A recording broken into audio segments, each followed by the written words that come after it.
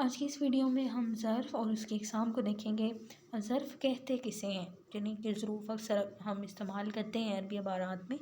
تو ایسے الفاظ جو کسی اسم کے مقام یا کسی عمل کے وقت کا تعین کریں، یہ الفاظ جملے میں عموماً مضاف کے طور پر آتے ہیں۔ یعنی ظروف جب بھی جملے میں آتے ہیں عموماً مضاف بن کے آتے ہیں، یعنی ایسے الفاظ جو کسی اسم کے مقام یا کسی عمل کے وقت کا تعین کریں، یہ الفاظ جملے میں عموماً جو ہے وہ کیا بن کے آتے ہیں، مضاف بن کے آتے ہیں۔ اس کی دو اقسام ہیں، ایک ہے ظرف مکان اور ایک ہے ظرف زمان۔ ظرف مکان جیسے کہ لفظ سے بھی ظاہر ہے، یعنی مکان کو جو ظاہر کرے، جگہ کو جو ظاہر کرے، مثال کے طور پہ جیسے فوقہ ہے، یہ ظرف زمان ہے۔ جیسے القلم فوق المکتب، قلم میز کے اوپر ہے۔ اور دوسرا ہے ظرف زمان تحت، نیچے کے معنی میں آتا ہے، جیسے حامد تحت الشجرۃ، حامد جو ہے وہ درخت کے نیچے ہے۔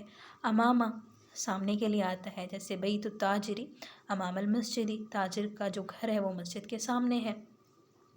اسی طرح سے خلفہ، خلفہ پیچھے کے معنی میں آتا ہے، جیسے بیت الطبیب خلف المسجد، جو طبیب ہے یعنی جو ڈاکٹر ہے اس کا گھر مسجد کے پیچھے ہے۔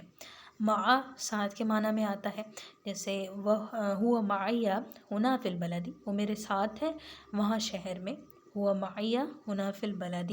اسی طرح سے عند پاس کے معنی میں ہے، جیسے ما عندی سیارۃ، میرے پاس کار نہیں ہے۔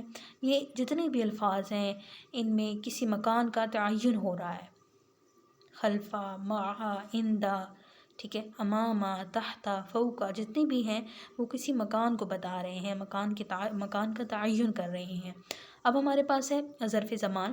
ظرف زمان اس کی مثالیں ہمارے پاس ہیں جو زمانے کو ظاہر کریں، جیسے کہ لفظ سے بھی ظاہر ہے، یعنی جو کسی بھی زمانے کو ظاہر کریں، جیسے قبلہ پہلے، مثال کے طور پہ السلام قبل الکلام، کلام کرنے سے پہلے سلام ہے۔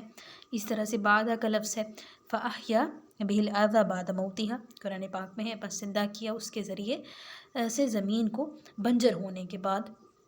اصبح ہو جانا، جیسے قرآن پاک میں ہے کہ قل ارأیتم ان اصبح ماؤکم غورا، آپ کہہ دیجئے کہ آپ نے غور نہیں کیا کہ اگر تمہارا پانی خشک ہو جائے، یعنی زمین کے نیچے چلا جائے۔ ابداً کا لفظ ہے ہمارے پاس، ہمیشہ کے معنی میں آتا ہے، قرآن پاک میں ہے فَإِنَّ لَهُ نَارَ جَهَنَّمَ خَالِدِينَ فِيهَا أَبَدًا، بس بے شک ان کے لیے جہنم کی آگ ہے جس میں وہ ہمیشہ رہیں گے۔ یوم کا لفظ یعنی دن، جیسے مالک یوم الدین، بدلے کے دن کا مالک ہے۔ اسی طرح سے اسبوع ہفتہ، جیسے غبت یومین فی ھذا الاسبوع، تم 2 دن غائب رہے اس ہفتے میں۔ ان تمام الفاظ کے ذریعے ہم جو کیا کر سکتے ہیں، وقت کا جو ہے وہ تعین کر سکتے ہیں۔